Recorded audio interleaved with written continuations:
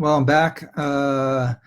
Those of you who are just watching this, you would know that I got cut off there. My internet connection somehow went haywire. Now I got this white line across my face right there, right there. I was trying to find a room that had a little bit better light so that you guys can see a little bit better, but that didn't work out.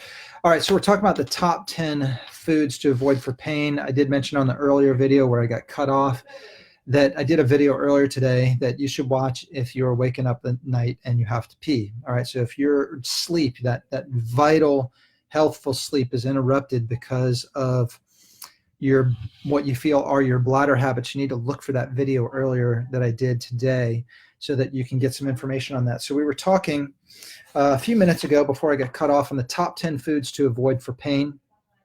And for those of you who are just joining us, I'm going to go through this again. Number one is sugar. If you want to avoid sugar, it doesn't matter what pain you have, whether you have stenosis in your back, whether you have fibromyalgia, whether you have nerve pain, Bell's palsy, not Bell's palsy, but trigeminal neuralgia.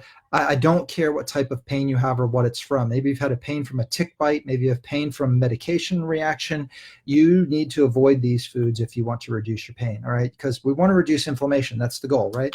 So number one is sugar. You want to avoid sugar in all its forms. Go online, find out all the things that you need to educate yourself on this. Find out all the ways that the food industry all the things that the food industry hides and renames as sugar. So that's number one, because it increases inflammatory messengers in your body. You want to avoid sugar. And number two is saturated fats, with the caveat that coconut oil is actually a saturated fat. It's very good for you, and it's actually anti-inflammatory. So you want to avoid saturated fats. Saturated fats increase inflammation markers in your fatty tissue, and all of your cell membranes have at least a fatty component to those cell membranes, which means every single cell in your body can get inflamed due to increasing those fatty acids due to saturated fats. So those the tissue fatty acid inflammation, right?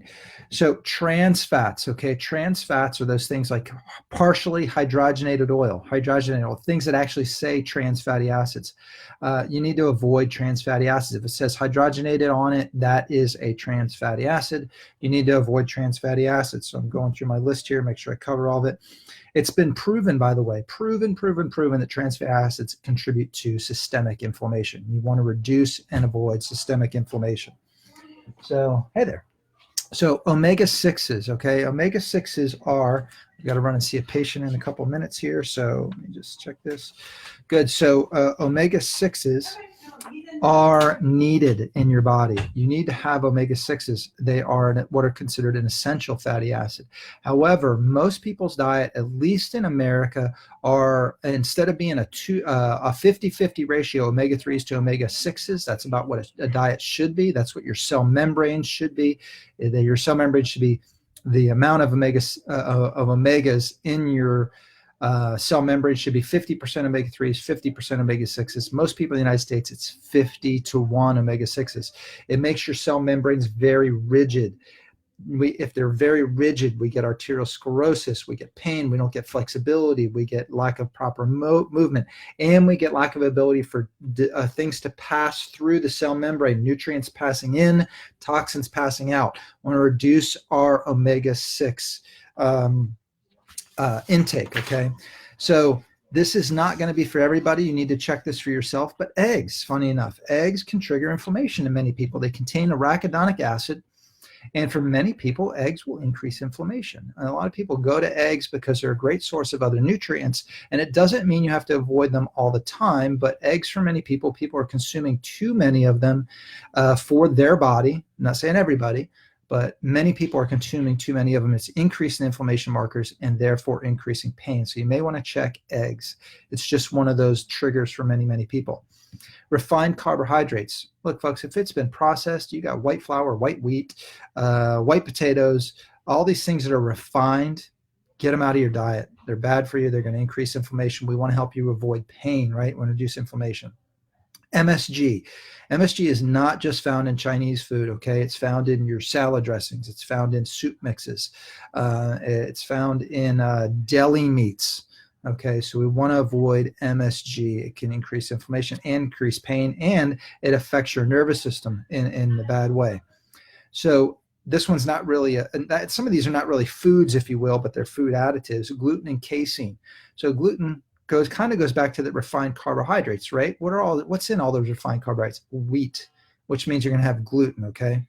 So we want to avoid gluten. I'm not on a gluten-free kick. I'm just telling you, most people have sensitivity to gluten. It contributes to thyroid problems, contributes to autoimmune issues. There's molecular mimicry that gluten has an effect on in your body. It looks like your own tissue in your body can attack it, thereby increasing autoimmune issues. You want to avoid gluten and casein. Casein is a protein that appears in milk. And many people that increases inflammation for, which brings to the next one, dairy products. One of the main reasons is that casein, but for many people, it's not the casein. It could be the whey that they have a sensitivity to and increases inflammation. High level of casein in most dairy products. Okay, usually actually mozzarella cheese does not have high levels of inflammatory markers in it. And the last one is, for some people, not everyone, red meat. There's a big problem with certain type of tick bites in the United States right now, where it actually makes them really, really sensitive and almost an allergic to red meat. They can't eat it, or some people can get really, really ill if they eat red meat because they've been bitten by certain types of ticks. But red meat, for just people that have pain, can really increase it. And I'm not here to tell people to avoid all red meat, because the heme iron in red meat, especially like liver, which I think is disgusting, the taste of it anyway. But it has a great form of iron that our bodies really use. So I think red meat can be very, very helpful. But for some people, it increases inflammation. So if you have pain, you may want to try avoiding these things, okay? Look, isn't it worth a try? If you could just avoid some pain, sleep better, get up, move around better, and feel better just by avoiding things in your diet. You could certainly, there's hundreds and hundreds and hundreds of different types of foods that you could replace some of these things with. So these are what we see as the top 10 foods or food additives, if you will, things in food that you can avoid to help your body avoid pain. So you guys do me a favor, let me know if you try this out, or if you've ever tried this out yourself, avoiding these things, and how it affected you. Post in the comments below. And let me know if you've noticed foods. Tell me the foods that you've noticed cause you extra pain. Just comment below. Let me know what it is for you. For me, pineapple. Pineapple, man, I'd wake up at 1 or 2 in the morning. I was having pineapple every day in my smoothie. I'd make a really, really good smoothie every morning, and I'd use pineapple in it because it kind of sweetened it up, and it was a good filler. It made it taste awesome. I just loved it. But when there got to a point where I was waking up in the middle of the night, 1 o'clock, 2 o'clock in the morning, I could barely roll over in bed. And when I checked what I was sensitive to, I did blood tests to see what I was sensitive to. Pineapple was off the charts. Started avoiding pineapple, pain went away. No more pain in my mid back at all, like none. So I avoid pineapple like the plague. Now, you guys comment below. As always, we appreciate, and we can give you this information, and I expect you. I'm going to look to see what happens here. I'm going to expect you guys to share this. Okay, so I see a few people are watching this. I expect to see some shares so you guys can help others. Appreciate you watching. Comment below. Let me know other information let me know if there's stuff that you guys want us to give information on in order to help increase health knowledge out there and improve your life. Today, hi Sheena. Hello, good to see you there. Guys, hit that share button. That is the one thing that we really ask of you, is to share, but probably more than that is to follow some of these things and become healthier, because that's what's most important to us. Take care. We'll see you tomorrow. Bye now.